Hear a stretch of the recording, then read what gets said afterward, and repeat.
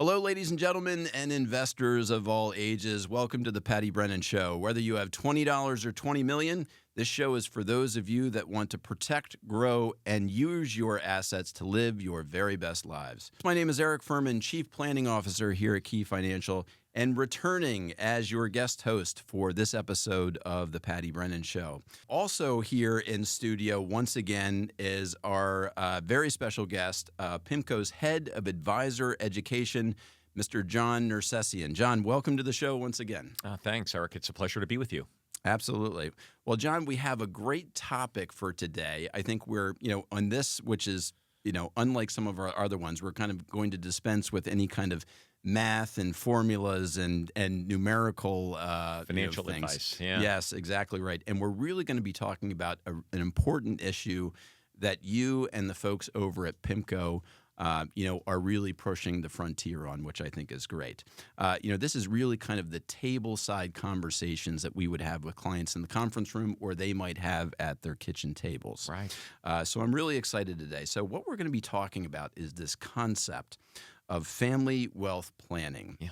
And, to be honest with you, I think that, some of our listeners today might not be familiar with that concept, and certainly some financial advisors out there as well, because really our role is to sit across the table from the client, understand their needs, listen to them, and ultimately help them accumulate wealth, preserve wealth, minimize taxes, distribute and transfer risk. The list goes on and on and on. But this is a unique concept that I think is really, really important and needs to be essentially folded into the broader kind of holistic advice that we provide. I'm with you, Eric. I think, unfortunately, I can't tell you why, but here in America, there's always been this perspective that we don't talk about money as a family, right? We talk about how was your day at school, what score did you get in the soccer game this afternoon? Mm-hmm. We talk to our financial advisors about rates of return and taxes. But for some reason, culturally, we're just not comfortable talking about money and expectations and values with our loved ones. So I'm glad that you're bringing up the topic. Yeah, for sure. So, where I'd like to start here is this idea of family wealth planning, since you guys are really kind of on the forefront, of this concept. So for our listeners today, can you really just kind of explain kind of very succinctly what it is and why for not only clients but advisors this is really a great opportunity to embrace? Yeah, that's a great question or great segue, Eric. So look, at the end of the day, when I'm no longer here, my money's going to go to one of three places. It's either going to go to the government, hopefully not. If you've got a good financial advisor. Yeah, right? Exactly. We find ways to minimize the amount that goes to the government. It can go to charity, the causes that are important to me, or it will ultimately go to the people that I care about, the people that I love, my family members or others in that particular tranche.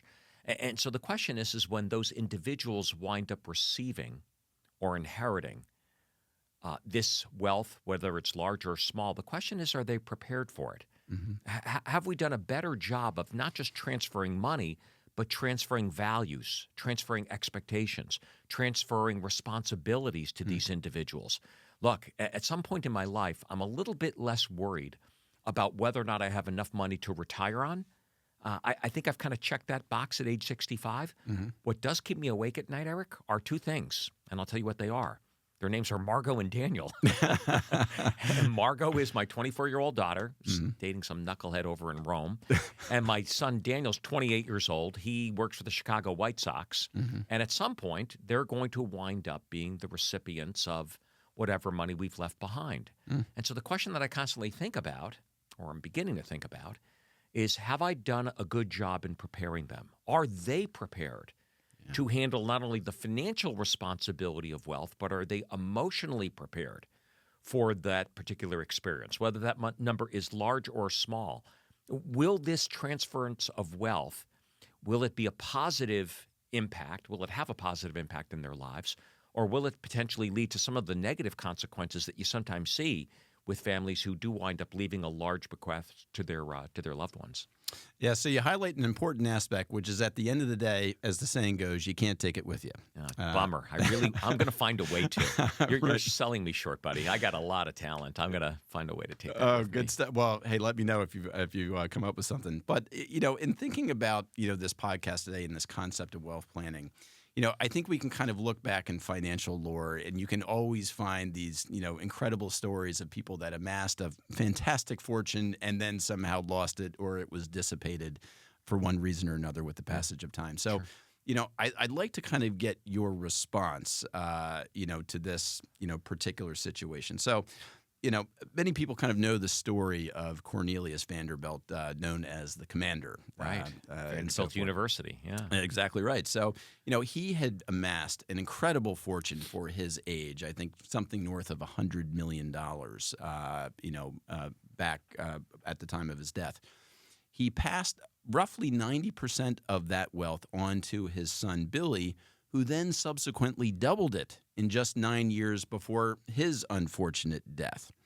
Now, the interesting part about the Vanderbilt story is when the wealth passed to the third generation, that is when the wealth began to dissipate from that point forward. So there is actually, a biography that is done, and they had quoted one of the Vanderbilt's grandsons, and he, kind of opined the following statement. Inherited wealth is a real handicap to happiness. It has left me with nothing to hope for, nothing definite to seek or strive for. And I just think that's such a fascinating thing to think if you come into a significant amount of money that would change your values, your perspective on life. So it's counterintuitive, don't you think, Eric? I mean, the assumption is, oh gosh, I would love to be the recipient of somebody else's bequest. I'd love to wind up with a pile of money that maybe I didn't earn or count on and that was left to me. But I think you nailed something there. It's the idea that once again, when those dollars come to me, am I prepared for it? What kind of impact does that wealth have on me and my views on life? For some families, not all, but for some, they suggest that there's a real challenge. My children are to grow up without proper motivations. This significant wealth that they have is going to encourage them maybe to be a little bit less entrepreneurial or a little bit less involved in the workforce to make it on their own, so to speak. How about this? Significant wealth can lead to materialism. I don't know about you. I want to raise grounded kids. I want to give them financial resources and opportunity, of course, but I certainly don't want them to be materialistic. I don't want them to be entitled. I don't want them to be arrogant. I don't want them to judge their relationships with other people based on financial levels of wealth. I want them to view the world in a more holistic capacity. Warren Buffett had a great quote. Oh, yes, please. Share this one. I love it. I'll probably get it wrong, but I think we'll get the general gist of it, which is the perfect amount of money to leave my children is enough so they can do anything in this world, but not so much that they'll choose to do nothing. And so how does a family find that right balance of providing financial opportunity for their children to educate them or to provide educational opportunities for their kids down the road? How do we do that in a way that doesn't have the negative implications that we've discussed so far? Yeah, so I think you highlight an important part. I think naturally people would worry that their children would engage in profligate behavior and squander, the money. It happens. But I think you bring up something much more important, which is the psychology and how does it change how people view the world, and ultimately does it change, their ability to be productive and decent members of society. So, with that, this idea that wealth kind of dilutes with the generations. Sure. There's this wonderful topic that you guys use called friction points. Yeah. So when we're thinking about family wealth planning, can you identify for our viewers what are kind of the main friction points as it relates to this topic? Yeah. So friction, meaning the wealth does get destroyed or it does dissipate from generation to generation. In fact, there's a famous phrasing, shirt sleeves to shirt sleeves in 3 generations. And it kind of ties in with your Vanderbilt story, that the original family members create, the patriarch, matriarch, create the wealth. It passes on to G2, but what happens along the way as it goes from G1 to G2, eventually to G3? What happens is, as our wealth level rises, so does our consumption, right? We make more money and we start buying toys. Right. Yep. Cars and airplanes and boats and second Tangible and third things. homes. Yeah, of course. So our level of spending rises commensurately. And then eventually, of course, when that wealth is transferred, there are friction points. Number one, the principal amount gets divided among a number of beneficiaries. They're accustomed to a higher standard of living. There are taxes that are incurred along the way. There is inflation, of course, which has a negative impact on our principal and ability to retain it. And then all of a sudden, what seemed to be an insurmountable level of wealth has been dissipated from G1 to G2 to G3. But to your point, Eric, it's not just the reduction in dollars that I think is maybe the greatest concern for families. It's the concern of, are my children prepared for this? Or maybe more importantly, what can I do to help prepare them for this eventual experience so that they grow up in a world where they're appreciative of the financial opportunities that they've received, as opposed to some of those negative attributes that we've identified. Yeah, wonderful. So, I think this is a good point to maybe bring this idea head on with reality of being in the room with the client. So what I want to kind of go over and get your input on, is this idea of family wealth planning given certain perspectives that we tend to observe in practice on a day-to-day basis. Okay. So, here's kind of the first profile, if you will, that we tend to run into. So we'll have meetings and we'll talk about estate planning and legacy and things of that nature. But, there is a certain segment of the population here that says, listen, I've raised my kids, I put them through college, I bought a car, paid for their wedding, I might still be paying their cell phone bill, right? I've done my part. Yeah. And I don't necessarily feel a need to kind of leave a significant legacy to them. I'm not going to subordinate my own expenses or happiness today so I can leave more money to my kids. Is that the profile you're describing? Exactly right. I'm not going to engage in kind of a parsimonious retirement so then my kids can have more money. Yeah. And then there's other circumstances where they might say, look, my kids are doing better than I was at this age. Yeah. They're financially secure. So, in these types of viewpoints, they just, they don't really see the importance and the need to still have that discussion. So what do you say to that perspective? I don't say anything, but I ask questions. So let's talk about that, because every family is different. For some families, I'll speak personally, I do want to provide my children with the opportunity to share in the modest success that I've achieved. That's important to me. As to your earlier point, I'm not taking that money with me. And I'd like that success, that opportunity to transfer to my kids. I love them, and I care about them, and I want to give them opportunities. And so that can be important to some families. So these are the questions that we'll ask them. Tell us, have you thought about your legacy, and what would you like that to be? Now, there's no right answer to that, but everybody's got a different perspective. Tell us about your children. Are they financially literate? How would you rate or evaluate their level of financial responsibility or acumen? Yes. What is your objective? To support your children both today and when you're gone? Or would you rather provide them with the opportunity to kind of earn it and make it and achieve it on their own? Once again, these are the questions that we ask because every family's got a different perspective on it. Yeah, absolutely. Well, so then there's another perspective here to explore as well. And this might reside for a population of individuals that actually have true kind of generational wealth. Yeah. But yet they are reluctant to share that information because, they're worried about what that information might do. They're worried how it might change the behavior, the perspective, the relationship with their children. So how do they kind of introduce this concept? If that is kind of their primary concern about what it means. I understand that, and I bet you run into that in your practice. Certainly. Some clients who kind of misinterpret the objective. Wait a minute, Eric, what you're encouraging me to do is to open up the books and to show my teenage children all of our resources, what our homes are worth and how much money we have in our brokerage accounts and our retirement accounts, et cetera. That's not the objective. It doesn't necessarily mean dollar disclosure. The conversation that we think is most important, the one that we're referring to now, is a discussion with our children about responsibilities and expectations. What is it that we want to transfer to our kids? Dollars, yeah. But what I really want to transfer to them are values. And it's kind of funny how children learn values, Eric. I've kind of learned this. I'm 65 years old. It's taken me a long time to figure this one out. I used to think that lecturing my kids would have the positive impact that I had hoped for. And I don't know if your kids, as teenagers, if they listen to anything that you tell them. No, yeah, it's funny. I'm not able right now to kind of penetrate that edifice that keeps Dad's wisdom from getting through to them. Yeah, welcome to the club. I teach financial stuff for a living, and God forbid my kids listen to the financial advice I give them. Children don't necessarily listen to or follow what their parents lecture them about. Yep. You know how they learn? How they eventually adopt their own values? They observe through our behaviors. So if I'm materialistic as an individual, my children are pretty smart. They're sponges. They observe that behavior in me, and it's something that they acquire themselves. If I'm charitably inclined, those acts, if I choose to involve them and expose them to them, they will grow up being charitably inclined themselves. If I'm arrogant in my approach, or if I'm more modest, once again, children observe behaviors in their parents. So if you want to transfer these values to your kids, and whatever those values are, once again, humbleness, gratitude, compassion, philanthropy, etc. If you want to transfer them to your children, the best and first way to do that is by exhibiting the behavior, and then number two, having conversations.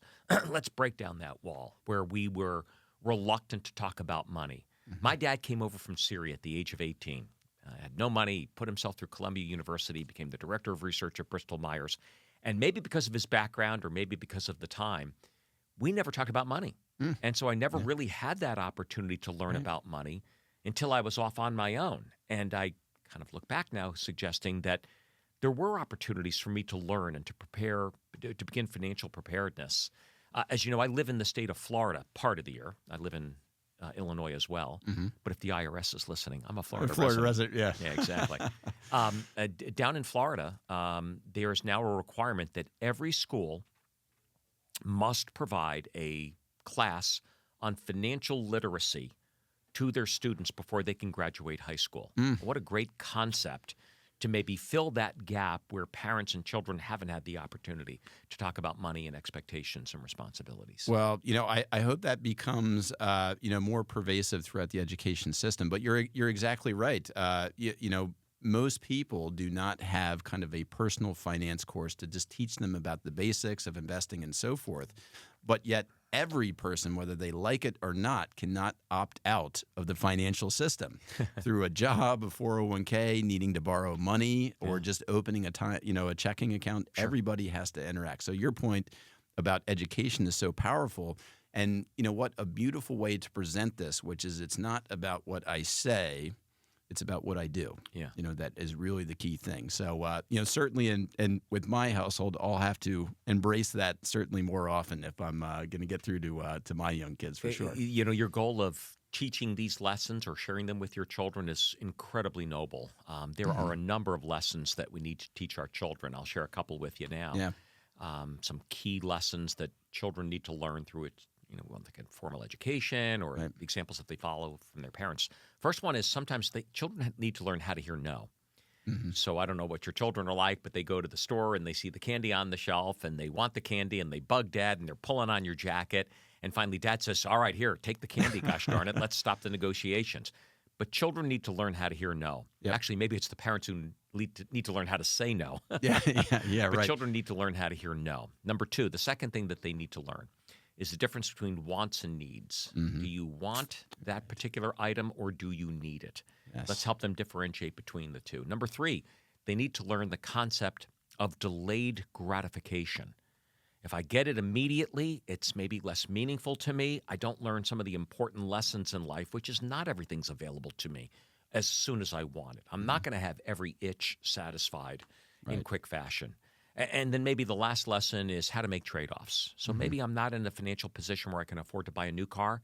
I'm going to need to learn or understand what is suitable or appropriate for me. Maybe it's a used car at that particular point in time. These are some of the key lessons that we can teach our children to help them become better financially prepared. Do you have extra time to come talk to my kids today? Or Absolutely. They would probably listen to you for sure. Well, it's funny. They don't listen to what their parents tell them. I mean, I lecture for a living, and God forbid they'd listen to me. They would probably listen to a stranger instead. Oh, for sure. So let's, this is a wonderful concept. We've been kind of talking about this idea, right? This kind of abstract concept. Yeah. But let's put some structure around it, okay? So when you think about the mechanics of how this ultimately unfolds, what is the framing, the plumbing, the electricity? What does this process look like? And I mean, let's just ask the obvious question: when do you start? Behavior is a lifetime thing, but eventually there's a conversation, a dialogue that has to occur. So how does that take shape, John? Yeah, you nailed the key word, Eric, which is having a conversation. Because as I mentioned a little bit earlier, sometimes families don't. They don't talk about money. Either the parents just don't know how to do it, Look, I'm a pharmaceutical executive, or I work in the technology field. What do I know about teaching financial literacy to my kids?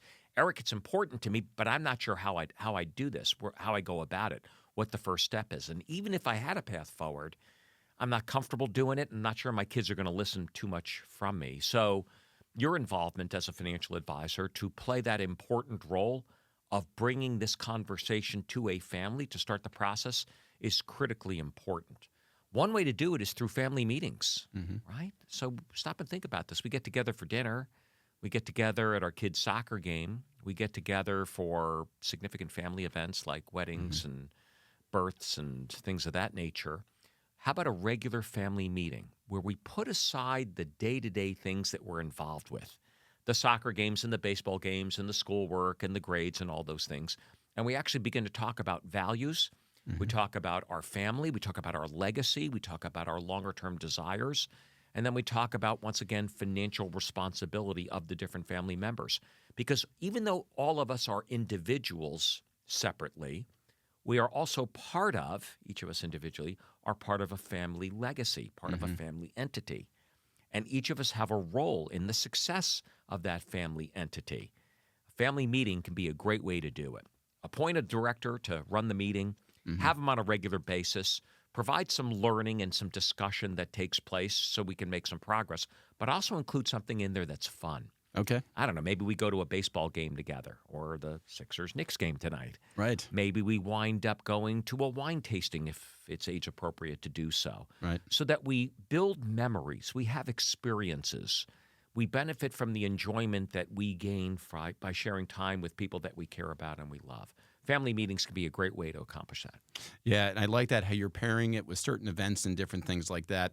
I'll certainly have to take a cue from you because my family meetings tend to be when my wife and children are in the car with me when we're traveling 6 hours to go somewhere. So that's then, okay. Yeah, then they have no choice. Exactly. They're captive audience. Right. But what a great way to take advantage of the opportunity as opposed to simply blasting the radio. Right. Maybe you set an agenda. Don't be too rigorous with it. Yep. But kids, Mom and Dad want to talk about a couple of things. We want to share with you some of our goals and our desires and our best wishes for you. We want to share with you some things that maybe we haven't had a chance to talk about yet. Yeah. And I think that, starting that discussion, whether it's in the car or around the kitchen table, is a good thing. Yeah, wonderful, wonderful. So, really to kind of bring this topic to a close, Sure. I feel a lot of times when you think about this concept of family wealth planning and so forth, I think a lot of people, understandably so, might think, well, isn't this something that, I would normally look to my estate planning attorney for? Or when we sit down every few years and, look over the will, isn't that the time we would do this? So when we think about this, type of planning topic, why should clients look to, say, their financial advisor for this type of guidance? And what should they expect from the financial advisor in terms of this? Why is this an opportunity not just for the financial advisor but also for the client? Yeah, so the estate planning attorney, she or he, of course, play a very important role in terms of drafting documents and creating an estate plan with a primary goal of getting money efficiently from one generation to the next. But what we're discussing today, Eric, goes beyond that. Yeah. What we're discussing today is financial literacy. What we're discussing today is financial responsibility. What we're discussing today is financial education. I'm just started watching a new show on Netflix. It's called The Gentleman.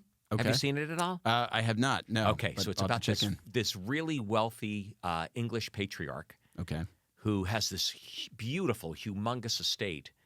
And the patriarch passes away, and all the children are gathered together. Right, this is something we'll all be facing for the reading of Dad's will.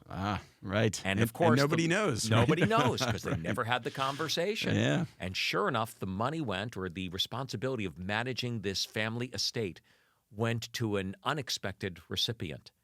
And all of a sudden, you've got this conflict that emerges. Chaos. It's chaos. It's absolute chaos. Chaos in terms of relationships and emotions and responses, but chaos in terms of how do we now begin to manage, if you will, the very significant family business and estate that's been passed on because nobody talked about it. Yeah. Nobody told them what the plan was. Well, the interesting part about that is that makes great drama for TV, but Yeah. it's not the kind of drama that you want in your own life It's a or lot your of own fun family. to watch, but Yeah. I certainly don't want to experience it. Yeah, absolutely. Absolutely. Well, listen, John, thank you so much again for your time and being a part, of this conversation and really just educating, our listeners to this topic and so forth. So once again, thank you very much for taking part in the show. And for all of you listeners out there, thank you so much for being with us today. We are Key Financial Wealth Management with Wisdom and Care. If you have any questions about the show or an idea for a future topic, please feel free to reach out to the office or go to our website at www.keyfinancialinc.com. Thank you so much again for being with us today.